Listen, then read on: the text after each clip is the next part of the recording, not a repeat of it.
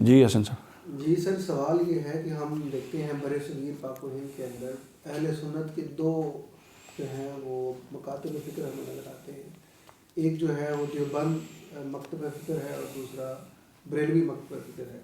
جبکہ یہ دونوں جو ہے وہ اہل سنت کے مکاتب فکر ہیں، تو تقسیم سے ہم جو دیکھتے ہیں آپ کا بھی ایک بڑا ایکسٹریم اس میں رائے ہے اور باقی علماء بھی اس میں رائے رکھتے ہیں، تو تقسیم سے آیا مسائل کیا ہے، وجہ کیا ہے اس تقسیم کی جس کی وجہ سے جو ہے وہ ایک وحدت کو نقصان ہو رہا ہے؟ یہ آپ نے وسعت نظری کا مظاہرہ کیا ہے. آپ نے کہا دو طبقے ہیں، ویسے تو اب ہر گلی میں ہی ایک فرقہ بنا ہوا ہے. تو ویسے اوورآل دو ہی فرقے ہیں، ایک بریلوی اور ایک دیوبندی. ٹھیک ہے. اچھا، اب یہ ان کے لیے مسالے کا لفظ بھی استعمال ہوتا ہے، تو میں ناپسندیدگی اور کراہت کی بنیاد پہ ان کے لیے جان بوجھ کے فرقے کا لفظ استعمال کرتا ہوں، تاکہ بعض چیزیں جب کسی ایک معاشرے میں مشہور ہو جاتی ہیں نا، تو اس سے ان کا جو وضع ہوتی ہے وہ واضح ہو جاتی ہے. تو مسلک ہمارے ہاں اتنا بدنام لفظ نہیں ہے، فرقہ زیادہ بدنام.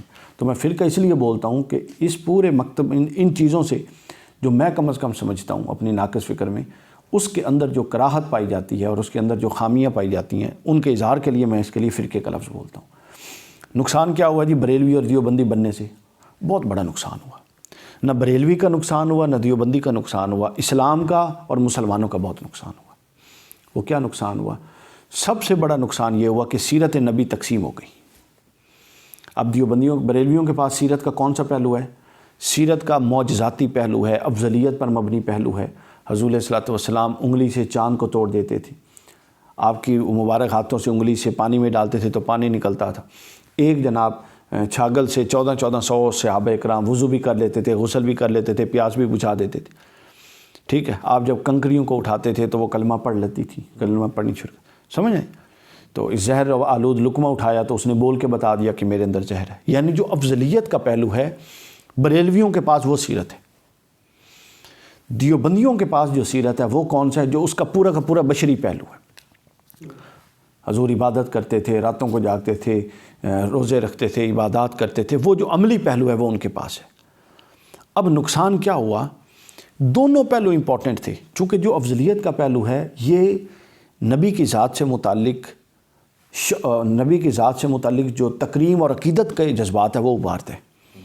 اور جو دوسرا پہلو ہے وہ نبی کی ذات کی جو عملی زندگی ہے، جو نبی بشر تھے ان کو جو بے قدری کی گئی معاشرے میں، پتھر مارے گئے معاشرے میں، لوگوں نے ان کو طعن و تشنیع کا نشانہ بنایا. یار وہ انسان تھے، ان پر جو بیتتی تھی، ان پر جو نفسیاتی کیفیات ہوتی تھی، انسان بطور انسان وارد ہوتی تھی. پتھر لگتا تھا تو خون نکلتا تھا تو پتھر لگنے کی تکلیف ہوتی تھی. احد میں دندان مبارک شہید ہوئے تو پتھر لگا، اس کی تکلیف ہوئی. جب لوگ انکار کرتے تھے، طعن و تشنیع کرتے تھے، برا بھلا کہتے تھے، ابتر کہتے تھے، تو اس کی انسان کے اس گوشت پوشت کے وجود پر وارد ہوتی تھی چیزیں. لیکن حضور علیہ السلام اس کو بیئر کر کے، ٹیکل کر کے اپنی کمٹمنٹ کے ساتھ آگے چلتے تھے. یہی نبوت کا شعور ہے جو تقسیم کر دیا بریلوی دیوبندی نے. یعنی ایک کے پاس وہ ماورائی تصور رہے، وہ سمجھتے ہیں کہ پتہ نہیں نبی آتا ہے اور وہ ہواؤں میں ایسے ہاتھ اٹھاتا ہے اور اشاروں سے وہ ہر شے توڑ پھوڑ کر دیتا ہے. ان کے سامنے یہ عملی پہلو ختم ہو گیا. یہ زیادہ تکلیف دہ بات ہے. ٹھیک ہے. یعنی شعور نبوت تقسیم ہو گیا.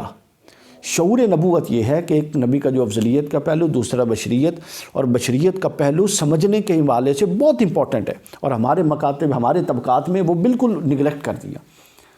اس لیے ہم عملی طور پہ کمزور ہو گئے. قرآن میں بہت ساری چیزیں ایسی ہیں جو بشریت سے مراد ہے، بطور بشر حضور کو بیئر کرنی پڑی.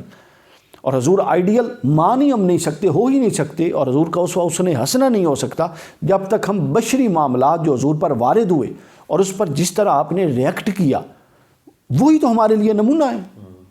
وہ حصہ ہم بیان کرنے کی گستاخی سمجھتے ہیں. آپ یہ بیان کر دیں اس طرح کی بات، وہ کہیں گے یہ تو گستاخ ہو گیا. گستاخی ہے کیا؟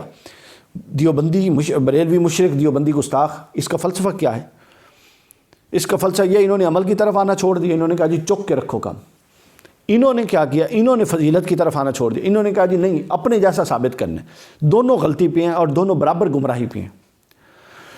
فضیلت کا پہلو بھی شامل ہونا چاہیے، اور عمل کا پہلو، بشریت کا پہلو جو حضور کی نفسیات پر بیتا، جو حضور کے اعضاء پر بیتا، جو آپ کی پوری کی پوری اپنا آپ نے اس کو لاجیکلی بھی اپنا مینٹلی بھی بیئر کیا، فزیکلی بھی بیئر کیا، روحانی طور پہ بھی بیئر کیا، اور اس کے آگے جو آپ نے ریئیکٹ کیا وہ اسوہ حسنہ بنتا ہے۔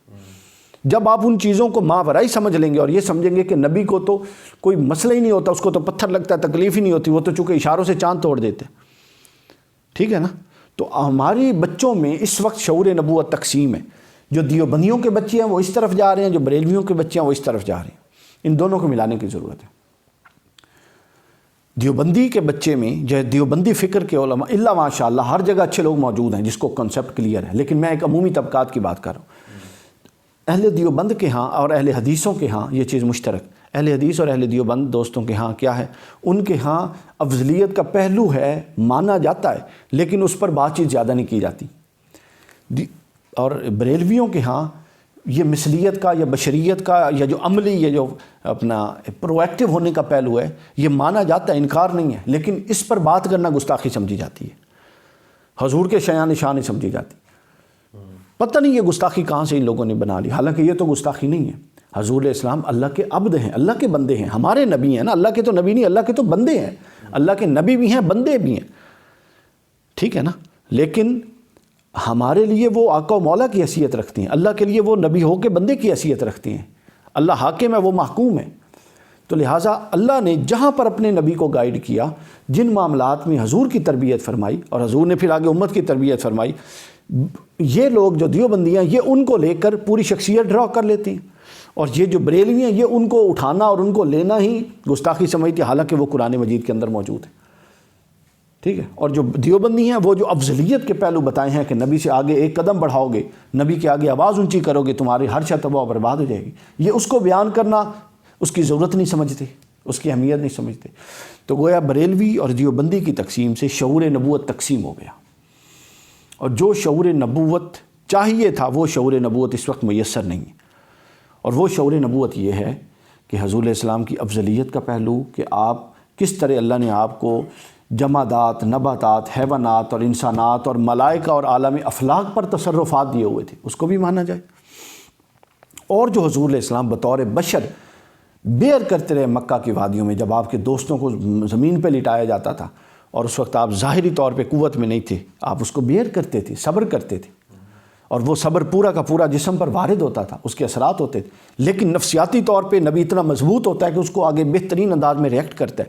ہم اس چیز کو یہ چیپٹر ہی خالی ہے کہ نبی کی جو سائیکولوجیکل پوزیشن اور پاور ہوتی ہے کہ وہ کتنا سٹرونگ ہوتا ہے سائیکولوجیکلی، یعنی ہم ہر بندہ غصے میں، ڈپریشن میں آ کے کچھ نہ کچھ غلط کہہ سن لیتے ہیں، اس حصے پہ کیوں نہیں ہم بات کرتے کہ نبی نے کبھی ایسا نہیں کہا، حالانکہ ان کے ساتھ کیا کچھ نہیں ہوا، سمجھ آئی؟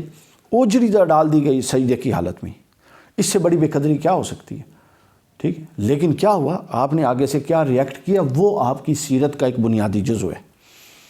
یہ عقیدے سے متعلق ہے افضلیت کا پہلو، یہ کرنا نہیں، ہم نے وہ کر کے نہیں، چاند کو ہم نے نہیں توڑنا، وہ ہے عقیدہ ماننے سے متعلق، یہ عمل سے متعلق کہ جب ہم پر یہ کیفیت آئے گی تو ہم نے یوں ریئیکٹ کرنا ہے جیسے حضور نے کیا تھا، اسوہ حسنہ۔